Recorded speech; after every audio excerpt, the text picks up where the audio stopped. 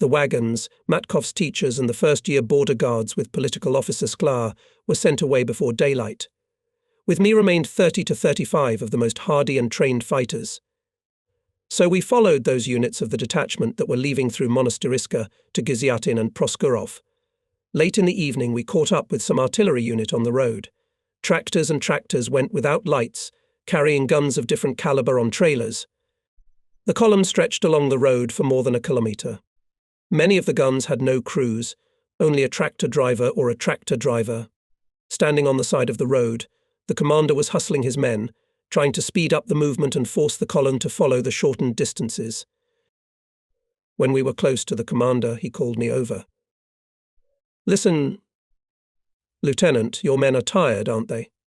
"Tired, Comrade Kombrig. We're on foot from the border." "Then put them 2 or 3 men on the guns, and we'll move together." We were quite satisfied with such a proposal.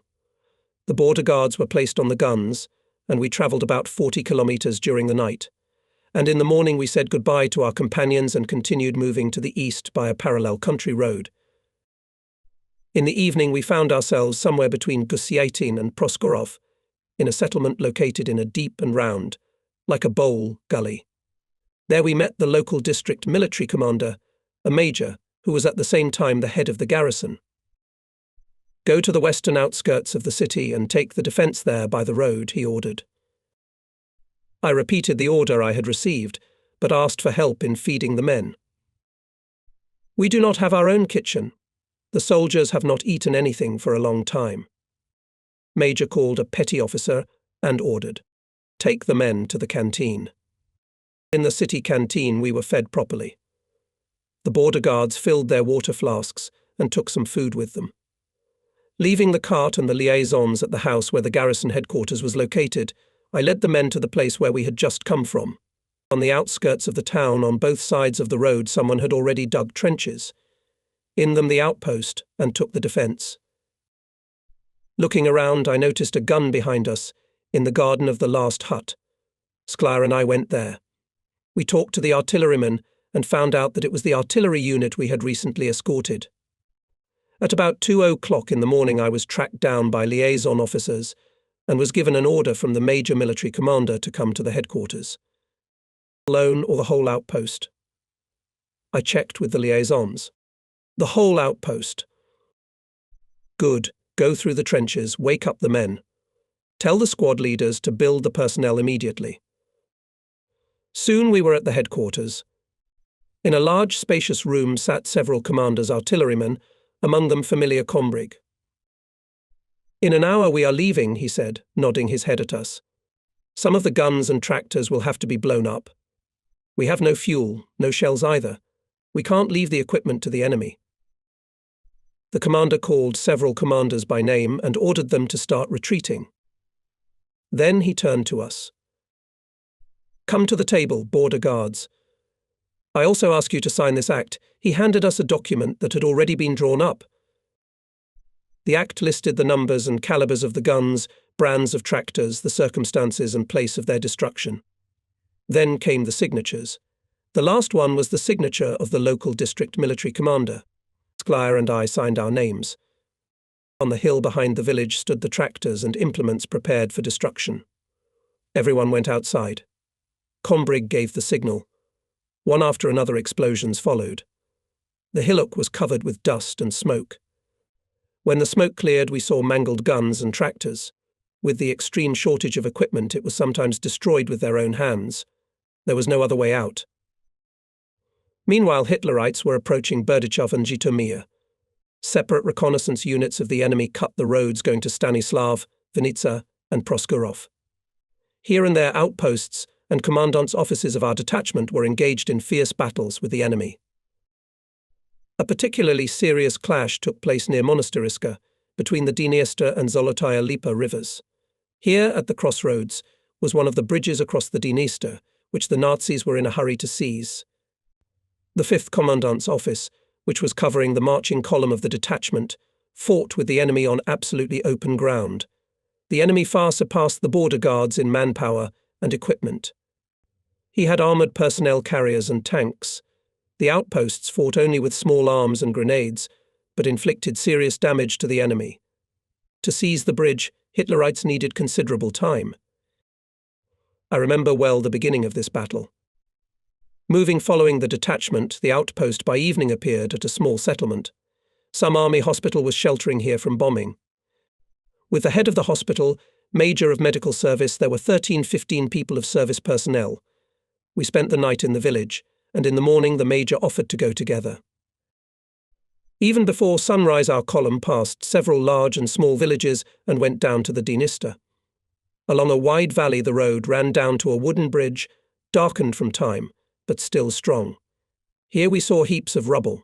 Behind them, border guards with machine guns were lying in shallow trenches. I saw Lieutenant Alexei Frolov, with whom I had once served at the same commandant's office. Frolov looked at the passing cars with inflamed eyes. He was not wearing a cap, his grey whiskers stood out on his uncovered head. Noticing me, he shouted something. But because of the noise of the engines, it was difficult to make out his words. The border guards offered desperate resistance, several times rushed into a counterattack, but, not having anti-tank means, were forced to retreat, said in one of the documents. 5 Border Commandant's Office, under the command of Captain Terentiev GSS. Cut off. There are no exact data about it. The former Chief of Staff of the 5th Commandant's Office, retired Colonel Mikhail Petrovich Artyokhin, who died in 1971, recalled this battle. As soon as the detachment left Galich, the enemy kept trying to press us to the river. At the bridge over Dniester, near its tributary Zolotaya Lipa, Hitlerites managed to bypass our flanks. Commandant's office took the battle.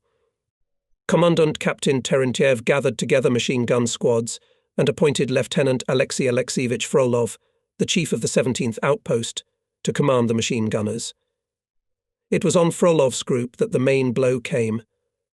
Machine gunners fought desperately and put many fascists near the riverbank.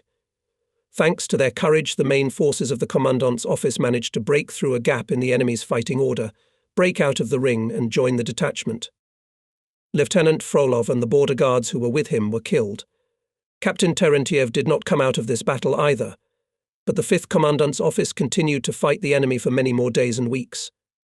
Years have passed since my last meeting with Lieutenant Frolov, and now in the central archive of the border troops I as if saw him again, when I was thumbing through the yellowed pages of his personal file.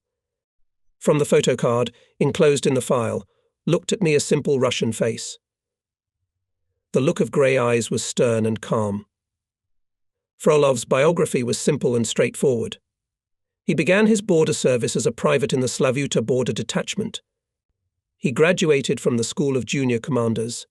He became a foreman of the outpost, then assistant chief and chief of the outpost. He was a man who never gave up before difficulties, characterized by fearlessness. I remember how shortly before the beginning of the war, when we were at the training camp in Moscow, the head of the border troops, General Sokolov, came to us. He summarized the results of the training for the week, and then asked how we were doing, what was our mood. We were not very happy with some of the classes designed for inexperienced, novice border guards. Taking advantage of this conversation, Frolov, with his usual directness, remarked, "Comrade General, why are they playing border guards with us here? We are not first-year soldiers or cadets of the school. Some of us have already served on the border for a dozen years. How to lie on duty, how to move on patrol, we pass this science every day on the border. Let them teach us here what they can't teach us in the detachment. They will show us new military equipment, give lectures on some issues of tactics of modern combat, tell us about the methods of reconnaissance work. And at the same time, it would be nice to see Moscow, go to museums, theatres. After all, many of us have not been in the capital for many years." The head of the troops listened attentively to Frolov, thanked for the useful comments.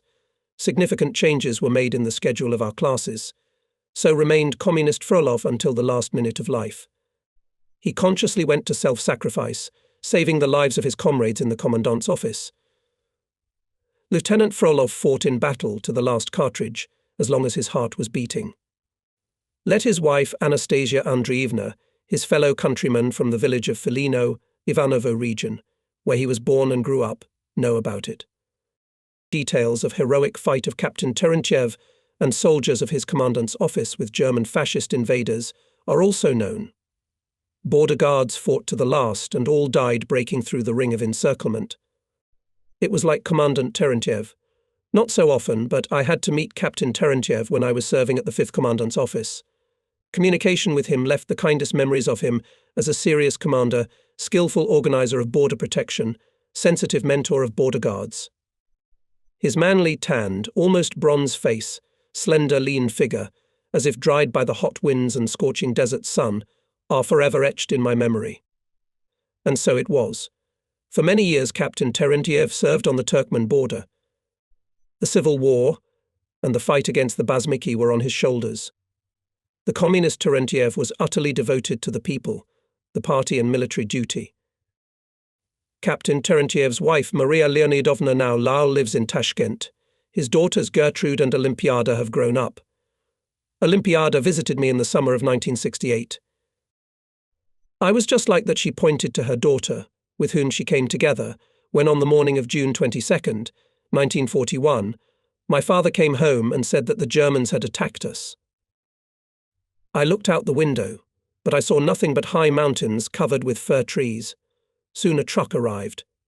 Women and children were already sitting in it. My father put us in the car and said goodbye to us. In the morning we arrived in Stanislav. Red Army soldiers were coming along the roads to the front, tanks and guns were moving. Having passed the machine gun barrier of the 5th Commandant's office headed by Lieutenant Frolov, we arrived at the Zbruch River in a few hours. On a steep hill lay the town of Gtin in the green of orchards. The walls of the church were dazzlingly white among the houses scattered everywhere. Gtin is the old frontier. It was here, as we supposed, that the Red Army units that had withdrawn from the frontier were to repel the enemy. The city was still asleep. But on the other side of the Zbruch could see the figures of soldiers in green caps. On the big stone arch in front of the bridge was a slogan: "Socialism will erase all the boundaries of capitalism." Just beyond the bridge lay hand-held machine gunners. A few border guards, led by a lieutenant, were digging trenches in front of the outpost building. It was one of those outposts that remained on the old frontier to maintain the regime in the border zone. The hospital was leaving for Vinnytsia. It was not on our way. The border guards got off their cars. I went to the lieutenant. We introduced ourselves to each other, he said. Everybody's going to Proskurov. I guess you're going there too? I confirmed it. Then I asked him if he had spotted a political officer, 3 wagons with border guards and 2 young women. They passed by late last night. There was no one else after them. In the yard of the outpost, a cauldron was smoking on the fire. The lieutenant offered us breakfast. We did not refuse. I liked the lieutenant. He was young, slim, and dressed in a black leather jacket with straps from cavalry equipment. How long have you been commanding the outpost? I was called up at the beginning of the war. We talked about the situation at the front. Then I noticed. There, beyond the Zbruch, our troops are gone. We are the last to leave. Join us. Let's go together. No, the lieutenant shook his head. I didn't receive an order to withdraw. What's the point of staying? You have only 12 men and 1 machine gun. What can you do here? But the lieutenant shook his head again. No, I won't go. I didn't get the order. After the war, one visited Gtin again. They said that at the beginning of July 1941, there was a hot fight near the bridge over the Zbruch. Border guards detained an enemy motorized convoy for a whole day. Then the border guards were supported by some army unit. The Germans never got through here. They had to look for a way around. Who was the lieutenant we met at the bridge over the Zbruch? Who were those who stayed with him and fulfilled their duty to the end? The Central Archive of Border Troops gave the following information. From the documents it was established that in 1941, in the town of Gtin there was a 22nd Frontier outpost of the 22nd Frontier Detachment and the management of the 4th Frontier Commandant's office of the same detachment. At the 22nd Frontier outpost served 17 people, including Lieutenant Chizenkov Nikolai Ivanovich, the head of the outpost, and junior political officer Baranov Sergei Antonovich, deputy head of the outpost on political part. At the outpost served Alexei Vasilievich Tankovsky, petty officer, Konstantin Mikhailovich Senatorov, squad commander, Konstantin Dmitrievich Ivanov, squad commander, Arkady Yakovlevich Nazarov, manual machine gunner, Ivan Yegorovich Brinkov, manual machine gunner, Emilian Afanasyevich Horan, cook, Anatoly Ivanovich Temerin, gunner, Alexey Ivanovich Shibaikin, gunner, Semyon Ponomarev, gunner, Sergei Grigorievich Karshin, gunner, Afanoi Pantelievich Nuzhny, gunner, Nikolai Timofeyevich Rozhkov, gunner, Grigory Afanasyevich Skritnikov, gunner, Polikarp Lukyanovich Kosinov, gunner, Mikhail Efimovich Rishenko, gunner. Two of them was killed, and who survived it is impossible to establish, as the documents of the 22nd Border Guard detachment for June 1941 and the subsequent period have not survived. There is no information about place of birth and place of residence of the Border Guards before they were called up for military service in the list. The personal file of Lieutenant N. I. Chizenkov contains data that he was born in 1913, a native of Novozensk district, Saratov region. Family: wife Chizenkova Anna Vasilievna, born in 1916, a native of the town of Novozensk, and daughter Lyudmila, born in 1939. At first it was impossible to find out more, and suddenly, on the eve of the 25th anniversary of our victory over Nazi Germany, I received a letter. The Red Pathfinders of the Gziatinskaya 8-year school appeal to you. We were born and live in the village, where the state border of our country passed until 1939. Here were hard service of the Chekist soldiers. Many exciting stories about these courageous people are kept by old residents. Decades will pass, and the memory of glorious feats of border guards will remain in the hearts of people. We are especially concerned about the events of 1941. It is known that on July 5, 1941, a group of border guards took the first blow of fascist soldiers.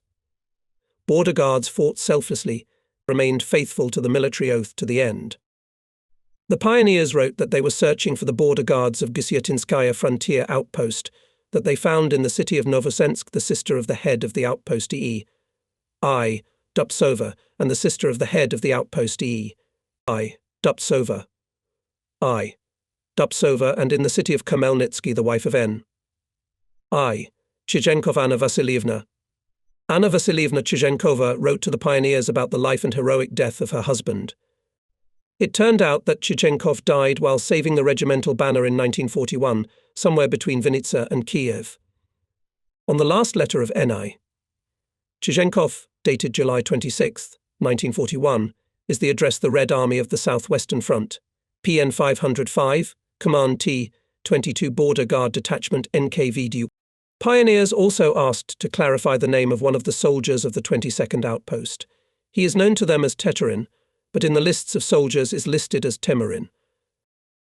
We made a repeated request to the Central Archive of Border Troops, to which they replied as follows: to your letter we inform you that in the personnel record book of the 22nd Volochi Border Troops for 1940 to 1941, there is the following: Teterin Anatoly Ivanovich, a gunner of the 22nd Border Troops. The surname Teterin is written illegibly, it can be read as Temerin.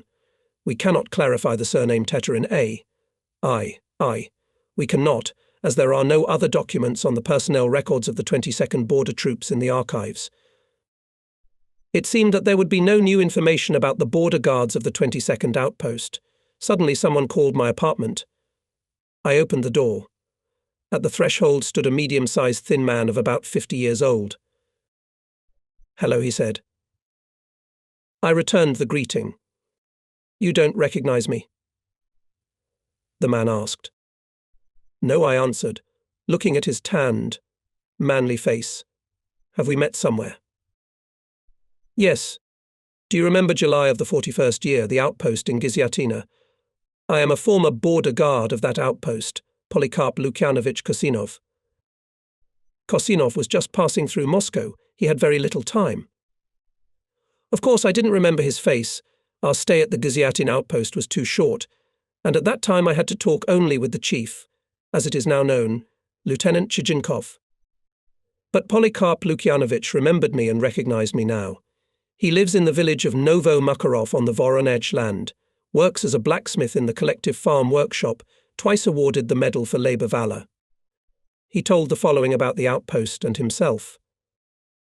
I was drafted into the border troops in 1937. At first I served at the frontier outpost in Gtin.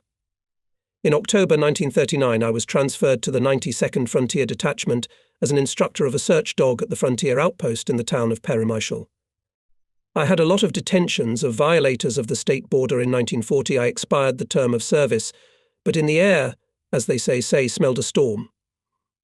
And together with other border guards to be demobilized, I was sent to reinforce the old border. So I found myself again in Gtin at the 22nd Border Outpost. The war caught me here. Red Army units were withdrawing through our outpost. By the beginning of July, all of them had passed through.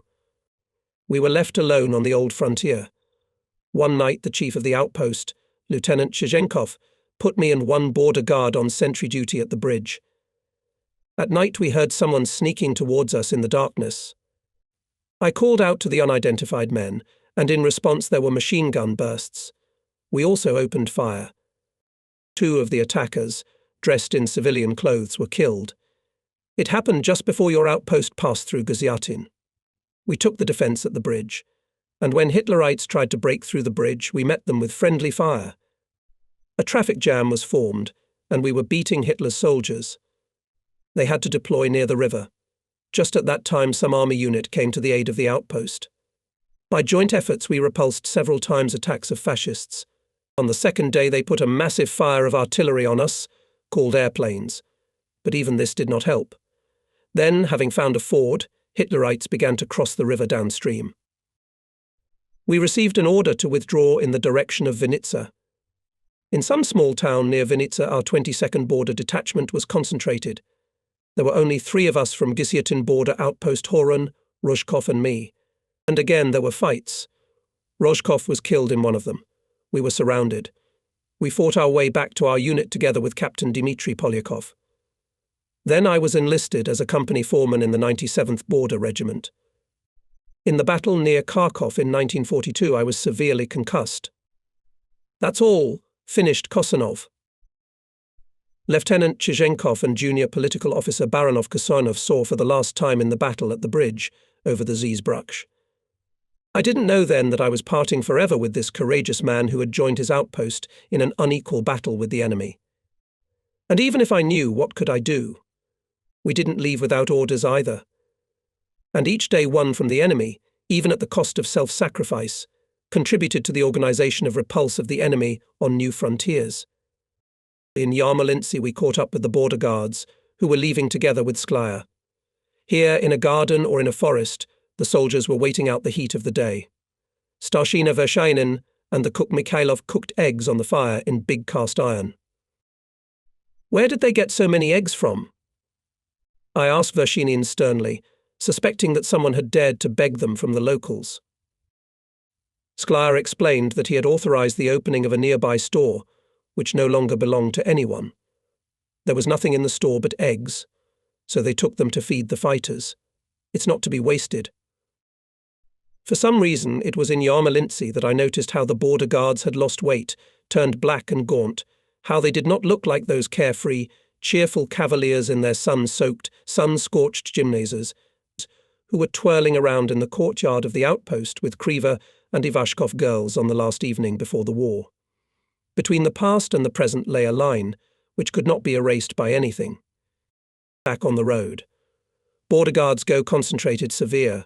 The road runs near the former fortified areas. Not a soul.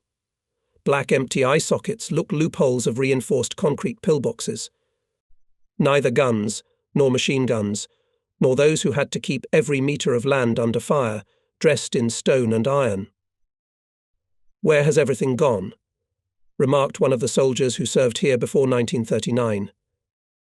So much for the old border, and they said we would not retreat further. Sergeant Smolyanets calms us down. Proskurov is also an old border. Maybe the defence is occupied there. We walked with the political officer in silence, not interfering in the sudden conversation. A year and a half ago, when we served on the old border, It seemed to us an impregnable fortress. Soldiers and commanders had been to the fortification units and had seen a lot of things with their own eyes. Now there was none of that. After the border moved to the west, the fortified areas were dismantled and mothballed in connection with their construction on the new border. Following the treacherous invasion of Hitler's troops, the old fortified areas were hastily put back into fighting condition, but unfortunately it was not possible to achieve their former strength. "Yes," I said to Sklya, "the picture is not cheerful, but we need to cheer people up. Maybe there's something we don't know." Sklya walked along the column. "Why are you so gloomy, Eagles?" I heard his voice. "The bunkers are empty, no problem, if the fighting spirit is strong. Let's remember how we fought at the border.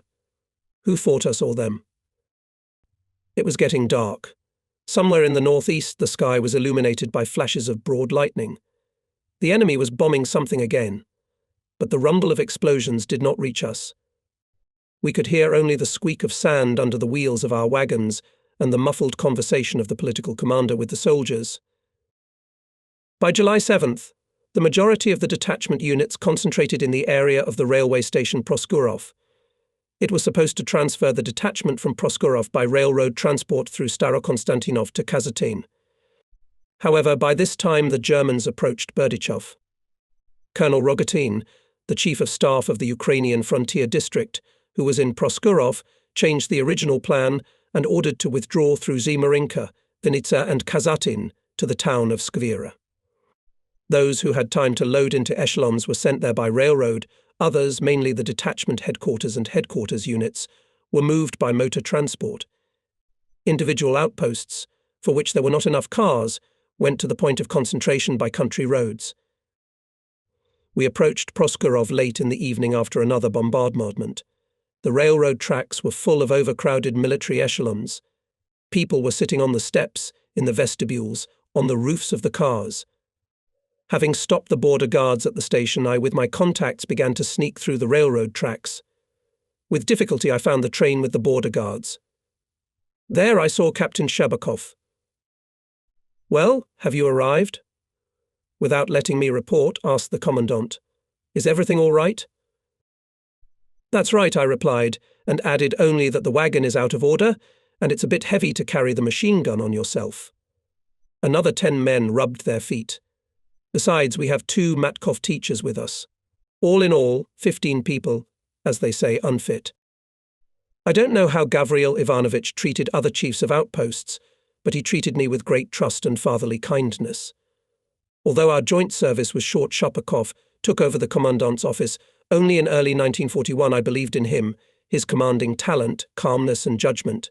Between us there was complete mutual understanding. That's when the commandant realized that I would not complain in vain. "Let's bring those who find it difficult to go here, and hurry up, and with the rest go through Starokonstantinov to Skvira." I ran across the railroad bed and quickly gathered the people who were to be sent with the echelon. Politruk Sklya led them to the station. "Stay with them," I shouted to Maxim after them. We went on our way. Imperceptibly we measured 10 kilometers, perhaps more. Suddenly the column stopped. The chief in the head was transmitted through the ranks. A motorcycle with a sidecar stood across the road, and 3 men were walking near it. One of the patrolmen, obviously the senior, asked impatiently, "Where is he, your chief?" I introduced myself. "You can't go to Starokonstantinov, the Germans are there," he said. "Go to Gtin." "And how to get there?" "Go back, get to Khmelnyk and ask there." To shorten the way, we turned off the road into a pea field and took the necessary azimuth by compass. We walked like that for about an hour, until we found ourselves on some country road. It was risky to move further. A compass was a compass, but who could tell where the enemy was now? And the men were tired, literally falling asleep on the move. So I decided to wait out the night in the field. Sentries were posted, and soon everyone fell asleep. I was the only one who couldn't sleep. Lying on my back, I looked into the star-studded, almost tarry sky and thought about how far we were from the border, not of our own free will. Not even half an hour passed, when I heard the familiar rumble of German bombers. Over Proskurov hung parachutes with flares from airplanes. Anti-aircraft guns slammed, but their faint sound was drowned out by bomb bursts. Pillars of fire rose to the sky. All around was illuminated by a faint twilight. The deafening thuds were heard for quite a long time. I quietly fell asleep to the sound. When I woke up, I realized that it had long since dawned. There was an amazing silence. The border guards were lying motionless. Even the sentries had their faces pressed into the ground. An unpleasant chill pricked my heart had something happened. I started breaking. Vershinin, who was lying closest to me, Mikhail, mumbled something and opened his eyelids heavily. I was relieved from my heart. Fatigue had broken people. We should leave the open place as soon as possible. God forbid airplanes would come. But the horses can hardly stand on their feet. Vershinin makes straw harnesses, and cavalrymen begin to rub the muscles of our horses. The country road brought us to the bank of a quiet, sedge-covered river. Along it we reached the town of Khmelnyk, a green resort place. Some army headquarters was located here. On one of the streets we were detained, and asking how we got here, we were advised to get out as soon as possible. Except for the field guard, there were no troops in Khmelnyk. Somewhere halfway to Gtin, walking far from the main roads, we came upon a quiet village. I decided to give the people a rest. The villagers welcomed us warmly. They fed us, gave us drink, and the women began to wash linen and shoelaces. For the first time after leaving the border, I touched my face with a razor and shaved off my beard, which had already grown quite a lot. In the evening, the chairman of the collective farm, a sturdy man of 50, ordered to slaughter a ram. Tables were set up right under the trees. We were treated to meat, fried potatoes, kvass, milk and ryazhenka. Old men, women and children sat at the table with us. Everyone was interested in how things were at the front, where the Germans were. We answered that we were coming from the border. We did not know what was going on in the world. Yesterday Germans were in Starokonstantinov and Berdichev. In Khmelnyk we were still ours. And how will they let the German go further? Asked a very ancient old man.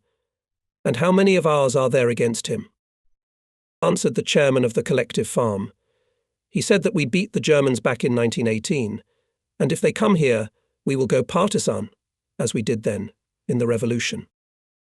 Late in the evening we left our shelter, and all night we walked along the field, the road, the ravines, until at last we saw the outline of the town.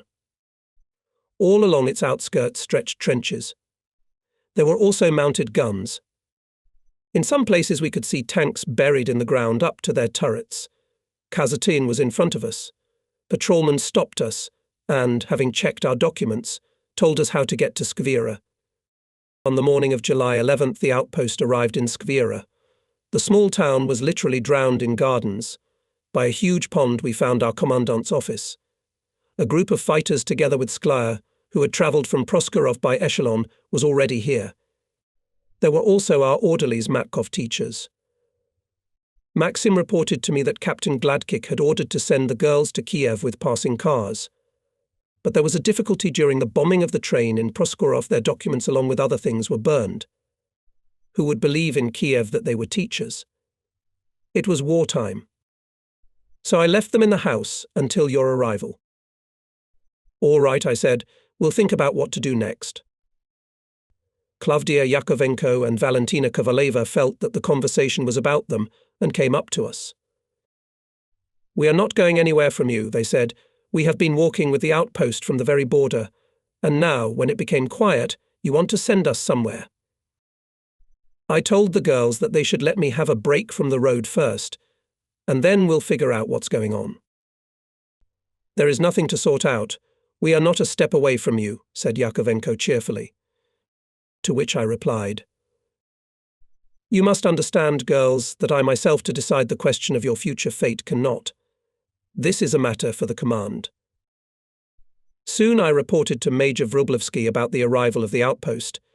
At the same time I asked him what to do with the teachers. They are not subject to military duty. We can't leave them in the detachment, said Vrublevsky. As for the documents, it's easier. Write with Sklya under what circumstances they were burned. We'll give the girls certificates. With the certificates and the money certificate, which I had written out in the financial section at my own expense for a month, I went back to Klava and Valentina. How reluctant they were to part with the border guards of the outpost, with whom they had travelled from the very border. But what was to be done? The squad cars were leaving for Kiev. The teachers were sent with them. After the war, looking for Kovaleva and Yakovenko, I received an answer from the Novopskov Police Department. We inform you that citizen Kovaleva, Valentina Sergeevna, born in 1918, does not live in the district.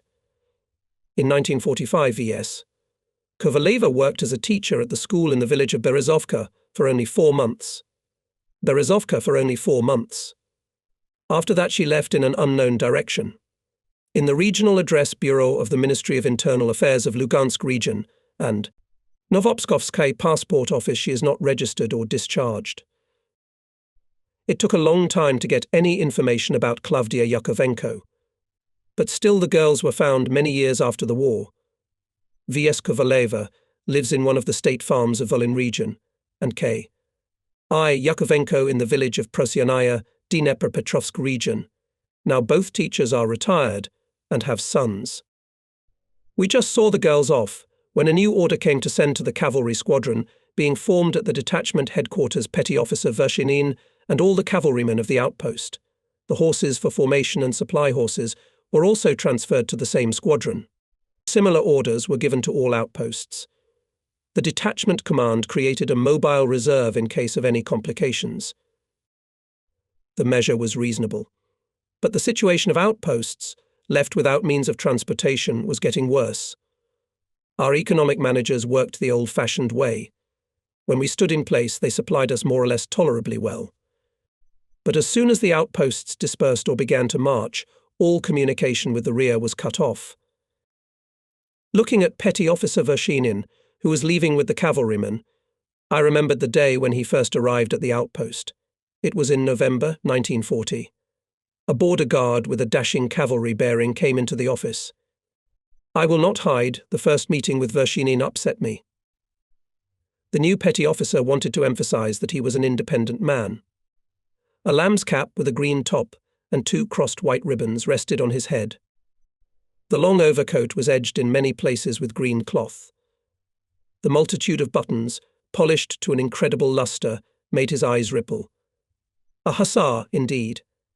As if not noticing his motley attire, I said, "If you were sent to the outpost, then until the evening to dispose of yourself, get acquainted with people, and then we'll talk about everything."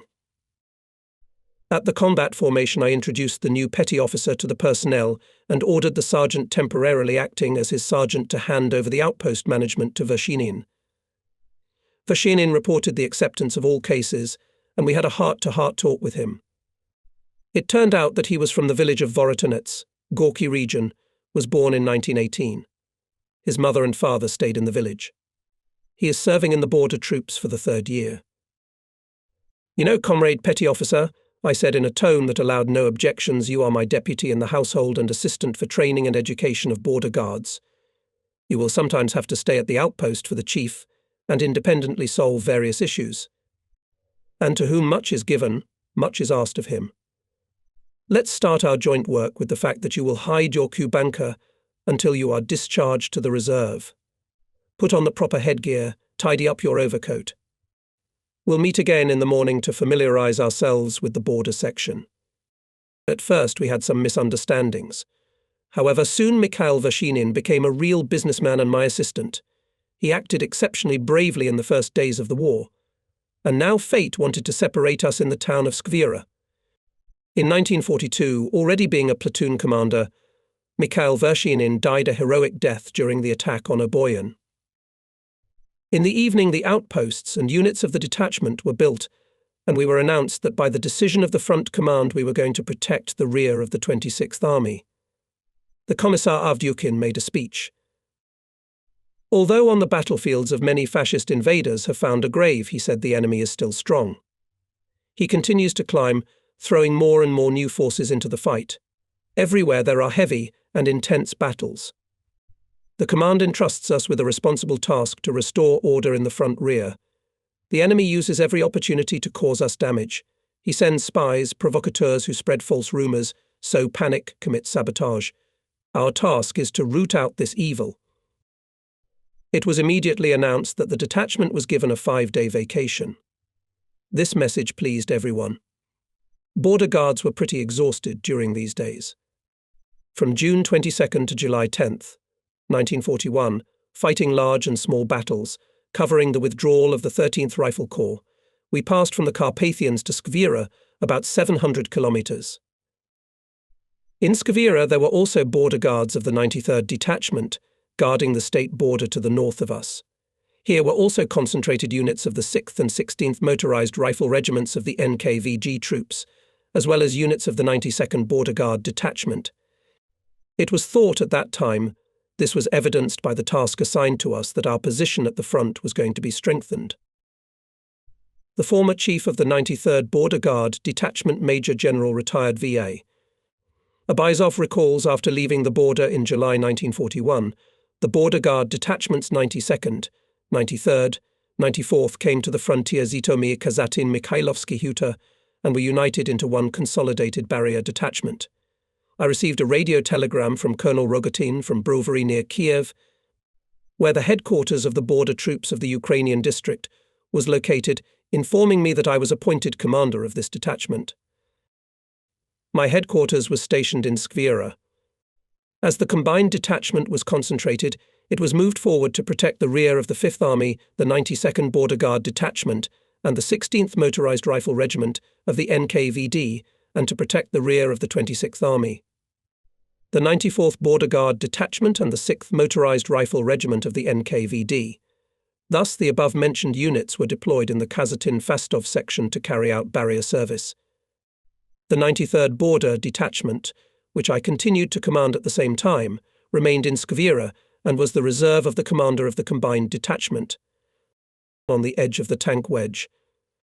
In a sand quarry near the village of Pelnia in Zhytomyr region, a normal working day was going on.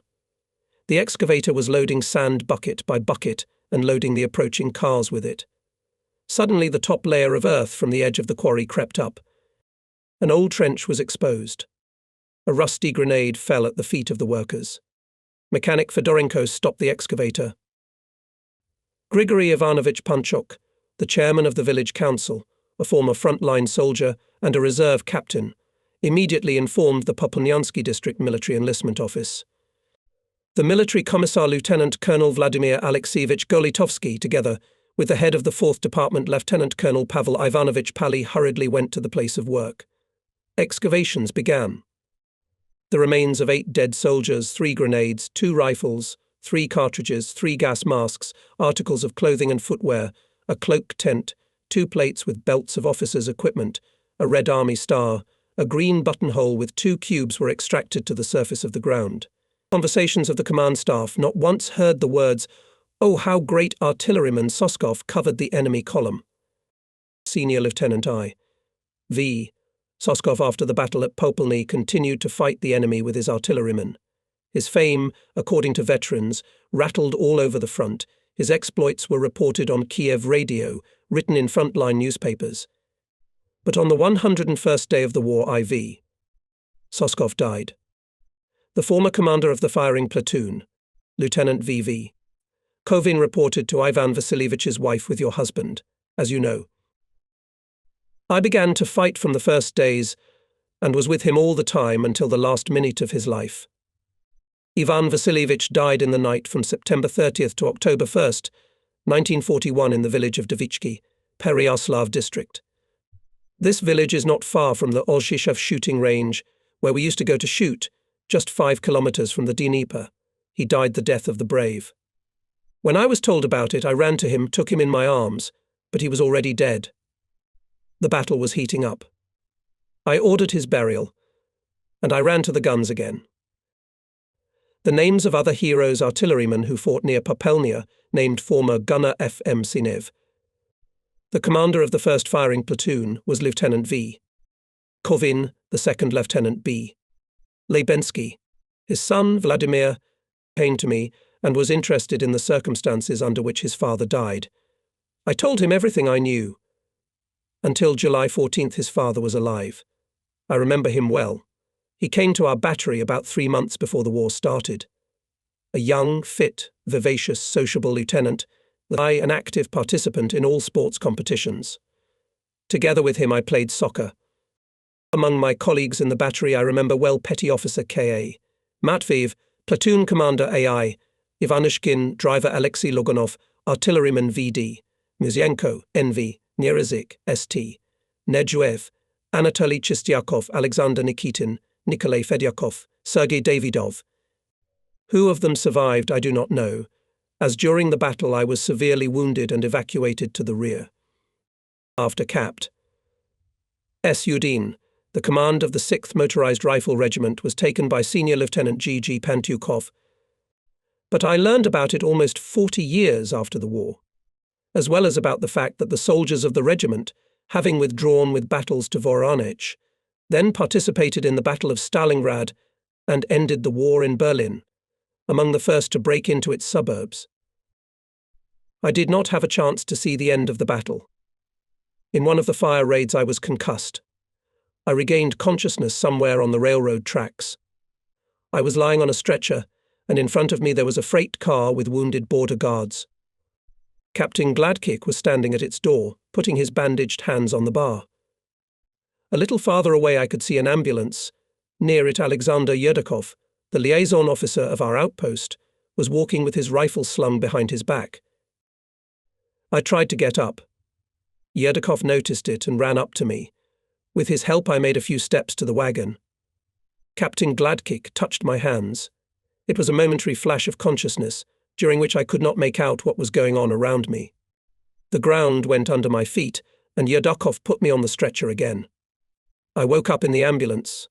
Yerdakov was sitting next to me. We drove up to the station.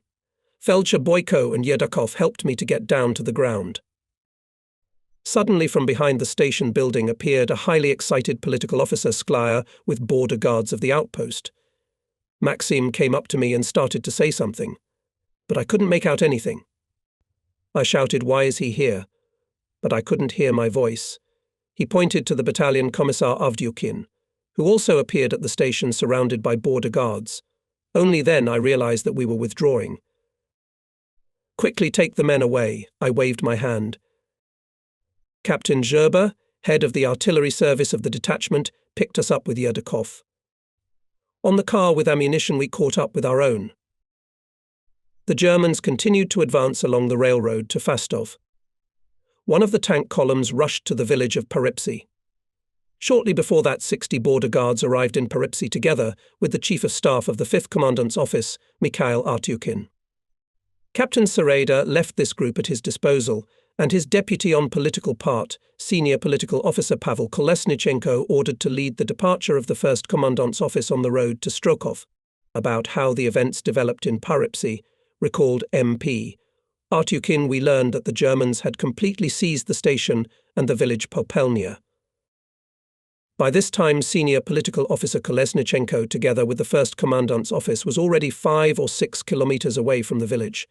Worried about the fate of the inhabitants, Captain Sereda decided not to take up the defense in Peripsy, but to give battle to the Germans on the other line. We left the village, but we did not pass 2 kilometers, as German tanks appeared. We realized that our comrades in the squad were ahead of us, so it was necessary to delay the enemy at any cost. Having received an order from Captain Sereda, I turned the border guards in a chain. We lay low. On both sides of the road were collective farm fields. On the left grew rye, on the right millet. Border guards courageously entered the battle with the enemy motorized column. Captain Sereda ordered to collect hand grenades and tie them to fight with tanks. The soldiers tore their shirts and tied grenades with scraps. The distance separating us from the fascist tanks and armoured personnel carriers was rapidly shrinking. We opened fire from machine guns and rifles, and Political Officer Kuzmin, border guards Vasiliev, Basov and Ivanov crawled towards the tanks. Bundles of grenades flew. The tanks stopped. Then a few more fighters crawled to the armoured cars. In order not to let them close, the fascists hit the border guards from the place. Our machine gun answered with fire, not allowing the German machine gunners on the armoured vehicles to raise their heads. But here the machine gun, behind which was Sergeant Mikhail Dunichev, fell silent. Captain Sereda himself lay down behind the machine gun. The commandant sent cue after cue at the enemy. He was firing until the surrounding German tanks did not release 2 jets of tank flamethrower. The ground burst into flames, the grass caught fire. There were only a few of us left. There was nothing to hold back the tank avalanche. We crawled away into the rye. It sheltered us until evening. When I was invited to Pelnia for the opening of the monument to the border guards of our unit, I was told that after the battle with Nazi tanks, the collective farmers of the village of Gtin, cleaning millet, found a dead commander border guard in the field and buried him. This message interested me, and I asked my friend Ivan Kachaluba to come with me to Golubiatin. We were lucky. We quickly found an eyewitness to those events, Konstantin Ilyich Pontelelachuk. Here's what he remembered. It must have been about 3 weeks since the battle. The front line from our village was already far away. We decided to remove millet from the field, on which on July 14th, 1941 border guards fought with Hitlerites. Most of the crops were destroyed by the caterpillars of tanks, but still something survived. About 600 meters from the road I was mowing, and suddenly saw a dead man. He had a green cap on his head, and 2 sleepers on the buttonholes of his uniform. That means he was a major. Pontelelachuk did not remember the major's surname. The dead man was buried near the road, near the mass grave, in which the fallen border guards had been laid earlier. Among the commanders of the units that fought here, there was no one with the rank of major. I left Pelnia with the question, who is this major? One day, looking through the documentary fund of the Museum of Border Troops, I read a record about the battle of the 3rd and 4th Border Guards under the command of Major Bystretsov. There was no Major Bystretsov in the headquarters of the 3rd and 4th Border Commandant's offices, so it was apparently a representative of the headquarters of our or the composite detachment, which I might not have known about for some reason. To check this assumption, I wrote to Andrianov, the former commandant of the 4th Border Commandant's office in Leningrad. Andrei Leontievich replied. Now about Major Bystretsov. I don't remember his name and patronymic. I know that he appeared in the location of our defence near Popolnaya either before the battle or in the course of the battle. I appealed to him as a representative of the command for permission to withdraw from this defensive. He died at Popolnaya because I was given his overcoat with the insignia of Major 2 Sleepers.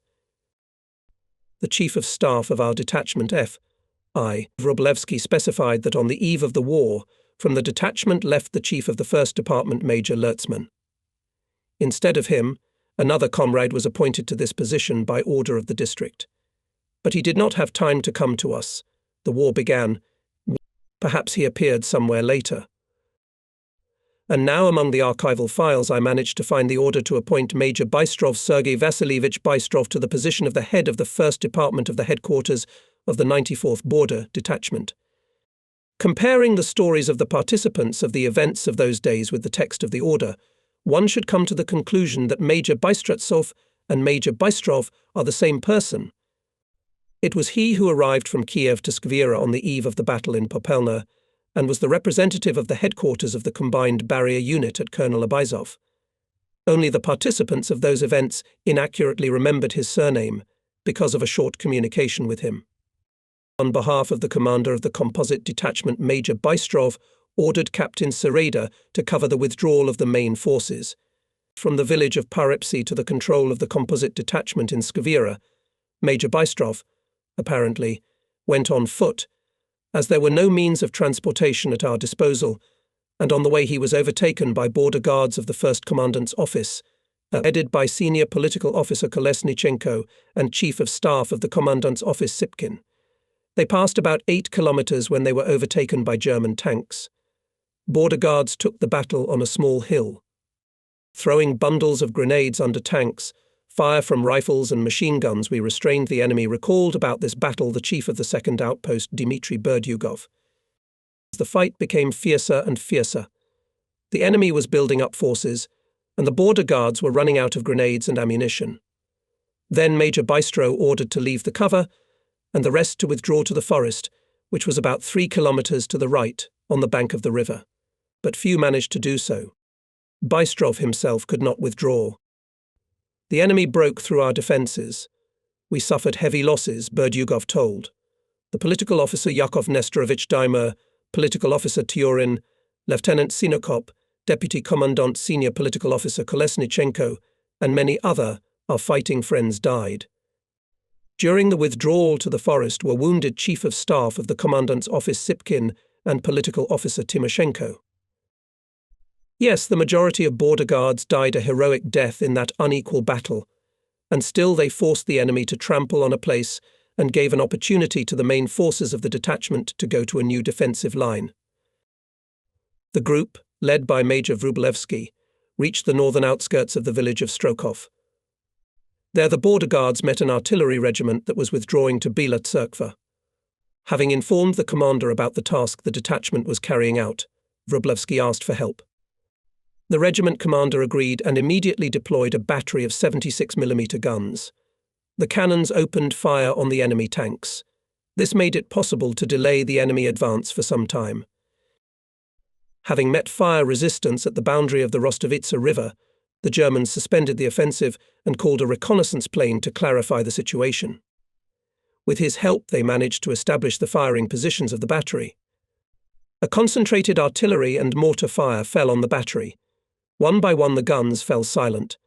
The fascists occupied Strokov. However, it rained heavily, and Hitlerites refused from further attack. Unexpected rain and darkness allowed the border guards of the detachment to move to Belaya Tserkva, where the headquarters of the 6th Rifle Corps of the 26th Army was located. We, together with the battalion Commissar Avdyukin, were also going there. The story about this day can be finished with an excerpt from the documents. One of them says the losses of the detachment in the battle near Pelnia over 100 men killed and wounded. The enemy's losses are not less than 200 men. It is thought, however, that the Germans paid that day a more expensive price. Nobody counted how much Hitler's equipment was taken out of service, how many fascists were laid from Krogliak Height to Strokov village. We were not up to counting. We had a different task before us. And because we fulfilled it there in Svyatoshin and Goluzivka, Kiev citizens got one more day to erect defensive lines, build barricades, form armoured trains, and the command of the 26th Army to pull up its reserves. Only those who have been in this scorcher know what it was like. No, we did not defeat the enemy's tank division. We only delayed the movement of the enemy group for one day. But from such days one from the enemy was formed that first made Hitler's war machine to stomp, and then to stall on the place. On July 14th, 1941 border guards, who came from the Carpathian Mountains, closed the way of fascist tanks to the capital of Ukraine with their chests, forcing Kleist's 9th Panzer Division to stop. With the same selflessness and fearlessness fought on July 14th, 1941, and border guards of the 92nd and 93rd Border Guard detachments, who also stood in the way of tanks of General Kleist from the 48th Motorized Corps.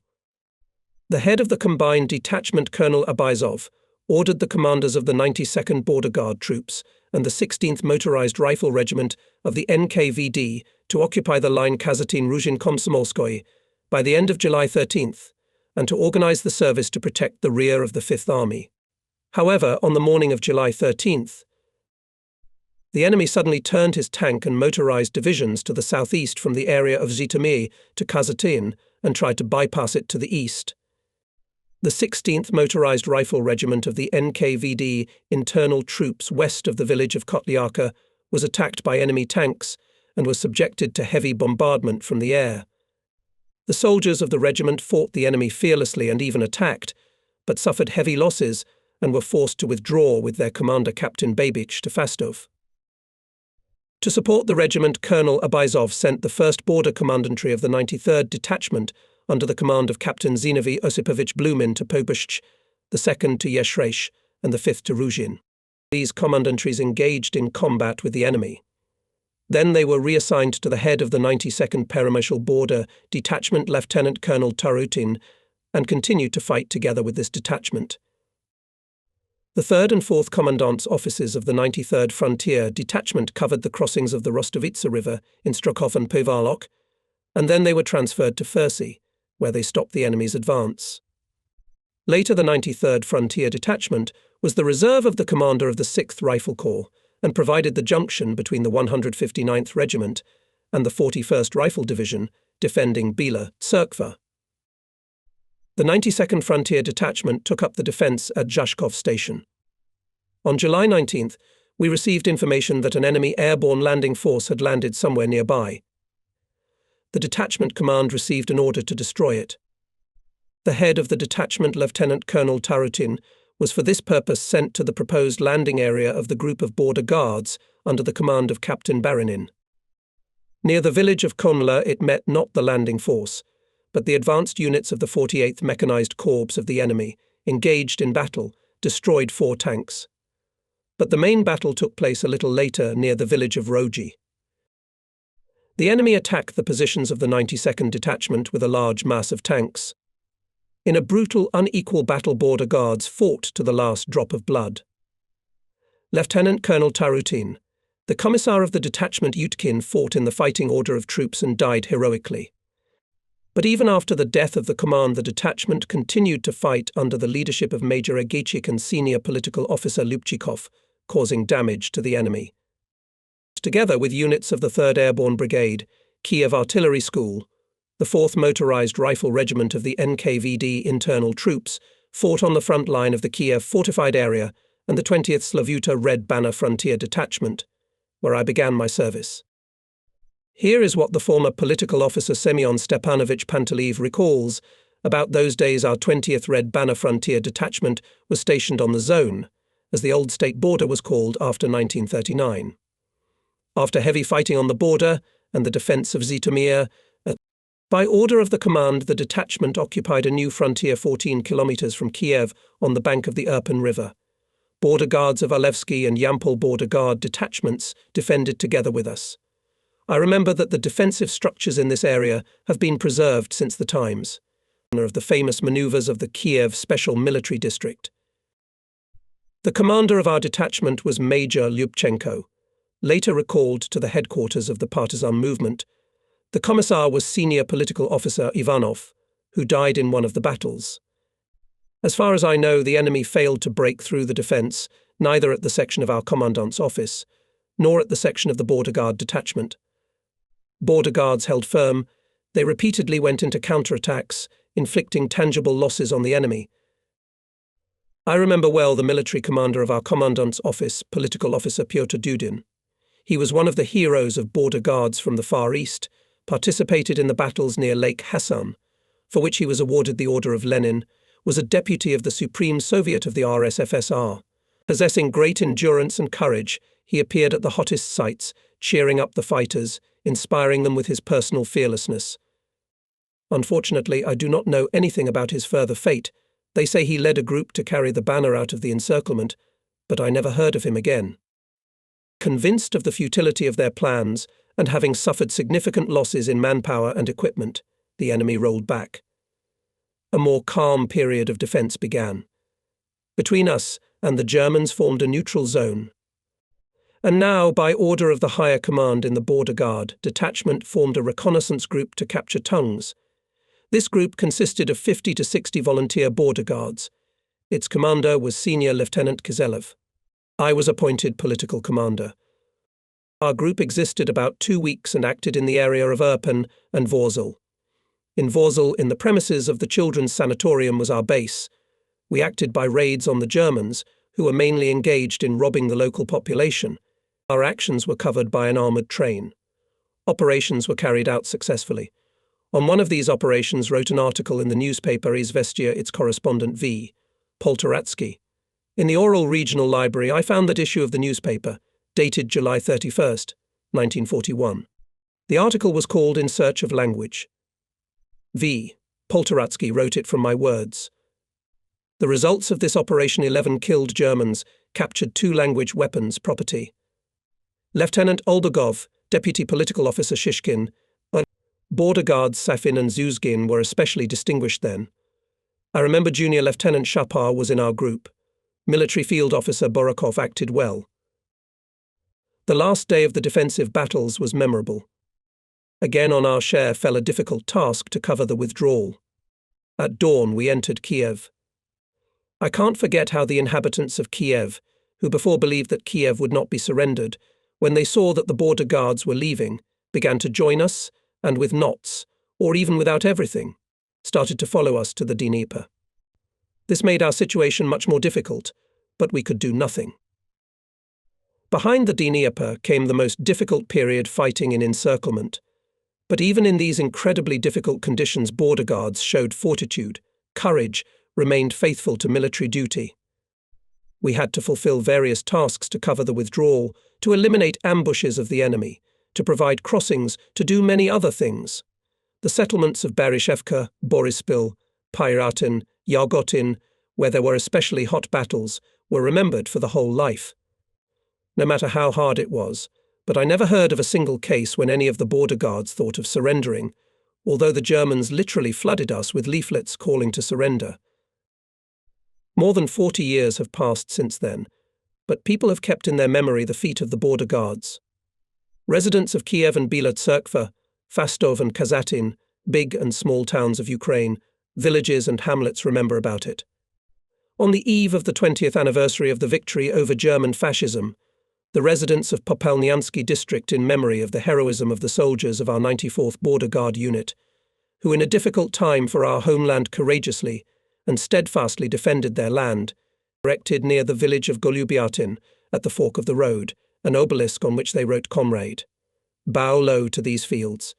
They are sprinkled with the blood of heroes.